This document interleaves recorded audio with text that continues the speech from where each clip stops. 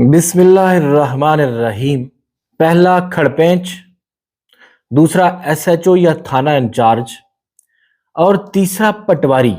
ये तीन सतून हैं जिन पर हिंदुस्तान और पाकिस्तान के सियासतदान खड़े होते हैं। नाजरीन, इन सतूनों का जब मिलाप होता है तो सियासतदान ऐवान तक पहुंचते हैं और फिर हम सब की तकदीरों के फैसले किए जाते हैं। ये सब मिलकर कैसे काम करते हैं, यही आज हमारी डिस्कशन का टॉपिक है।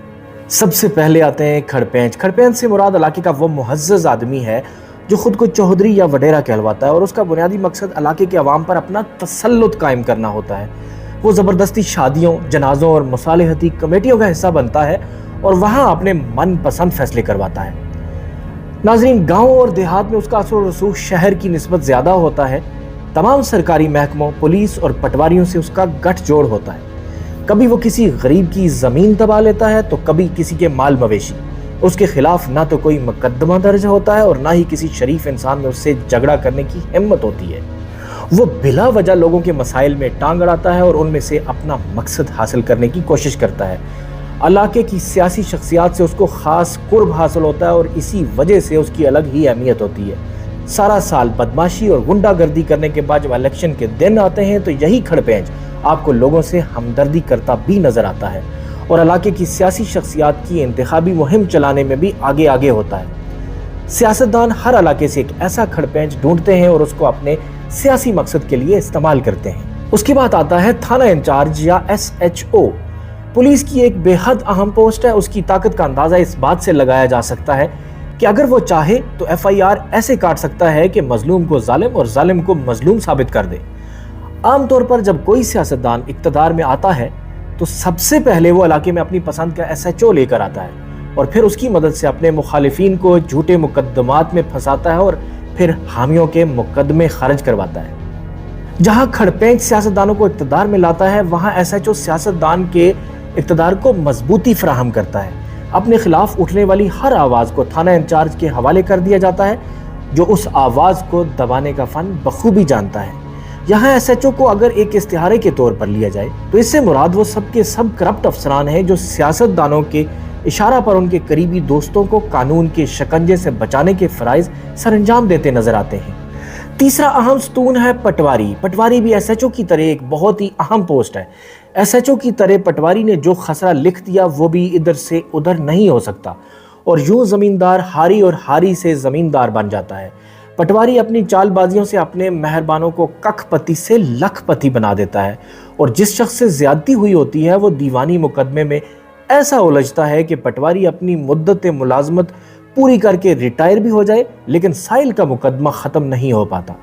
सियासतदान जहां एसएचओ को अपना इक़्तिदार मजबूत करने के लिए इस्तेमाल करता है तो वहीं पटवारी उनके लिए माल इकट्ठा करने का काम करता है ताकि आइंदा आने वाले इलेक्शन में पैसों का इस्तेमाल करके खूब धांधली की जा सके। नाजरीन, एक बार एक गरीब किसान जरी कर्जा लेने बैंक गया। उसे कर्ज लेने के लिए चंद कागजात का बताया गया जिनमें से एक फर्द था जो इलाके का पटवारी बनाकर देता है। उसकी सरकारी फीस उस वक्त गालिबन 80 या 90 रुपए थी। 2 महीने के बाद जब वो शख्स फर्द लेकर दोबारा वापस पहुंचा तो उससे पूछा गया कि इतने अरसे के बाद क्यों आए हो। तो उसने जवाब दिया कि पटवारी साहब ने कहा है कि तुम्हारी जमीन के खसरों में बहुत गड़बड़ है और उसे दुरुस्त करने के लिए काफी वक्त दरकार है। लिहाजा 2 महीने पटवारी के दफ्तर के चक्कर काटता रहा।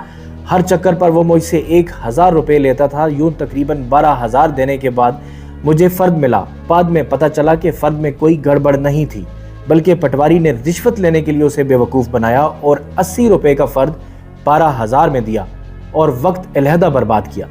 एक और शख्स बैंक से कर्जा लेने गया तो उस शख्स के कागजात की छानबीन के दौरान ये बात सामने आई कि फर्द के खसरों और रकबा में फर्क है। उस दरखास्त गुजार को बुलवा कर मज़कूरा गलती के बारे में मुतले किया गया और उसको पटवारी से फर्द ठीक करवा कर लाने का कहा गया। जब वो शख्स उस पटवारी के पास गया तो पता चला कि मज़कूरा पटवारी की ट्रांसफ़र हो चुकी है और उसकी जगह एक नया पटवारी आ चुका है। उस पटवारी ने खसरों और रकबा को ठीक करने के लिए 1 लाख रुपए रिश्वत तलब की। उस शख्स ने तहसीलदार से लेकर डीसीओ तक सबको दरख्वास्त दी लेकिन कोई सुनवाई ना हो सकी।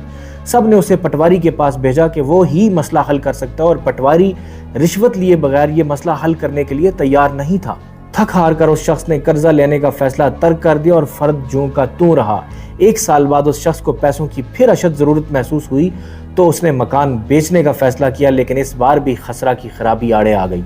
लेकिन जैसे ही पटवारी को यह पता चला कि उस शख्स को पैसों की अशद ज़रूरत है तो उसने 5 लाख तलब कर लिए। ले देकर 3 लाख में मामला तय हुआ और यूं एक पटवारी की गलती के लिए एक शरीफ शहरी को 3 लाख अदा करने पड़े। जहनी कोफ्त अलहदा हुई और अगर उसे बर वक्त कर्जा मिल जाता तो शायद उसका मकान भी बिकने से बच जाता। नाजरीन, होना तो ये चाहिए था कि उस पटवारी को उसकी सज़ा मिलती और उसकी महकमाना कार्रवाई होती, लेकिन बदकिस्मती से पटवारी भी SHO की तरह सियासतदानों का बेहद चखीता होता है और उनके खिलाफ भी कार्रवाई मुमकिन नहीं होती। असिस्टेंट कमिश्नर और DCO के मातहत होने के बावजूद बड़े से बड़े CSP अफसरान उन पर हाथ डालने से कतराते हैं। सियासतदान पटवारियों से गरीब लोगों की ज़मीनें हथियाने का भी काम लेते हैं और कब्जा ग्रुपों की आशीर्वाद भी करते नजर आते हैं। अगर हम इसे बड़े तनाज़र में देखें तो हमें यह अंदाज़ा होगा कि रेवेन्यू डिपार्टमेंट के बड़े अफसरान, मुतल्लिका म्यूनिसिपल अथॉरिटी और दीगर अवामी मसाइल हल करने वाले महकमे भी इसी कैटेगरी में आते हैं। यूं इन तीनों के गठजोड़ से हिंदुस्तानी और पाकिस्तानी सियासत खूब चमकती है और फिर जब ये तीनों करप्शन करते हैं तो सियासतदान उनको बचाने के लिए सीना सपर हो जाते हैं। इन लोगों को अपनी मनमानियां करने का मौका इसलिए मिलता है क्योंकि उन्हें मालूम होता है कि सब ही सियासतदान उन पर इन्हिसार करते हैं और यूं उनका कोई कुछ नहीं बिगाड़ सकता। नाजरीन, जिस मुल्क के 90% अवाम अनपढ़ हों और वो अपने लीडर्स बनाएं तो लीडर्स भी ऐसे ही मिलते हैं और ऐसे लीडर्स की मौजूदगी में तरक्की की उम्मीद कैसे रखी जा सकती है। मिलते हैं एक और एपिसोड में।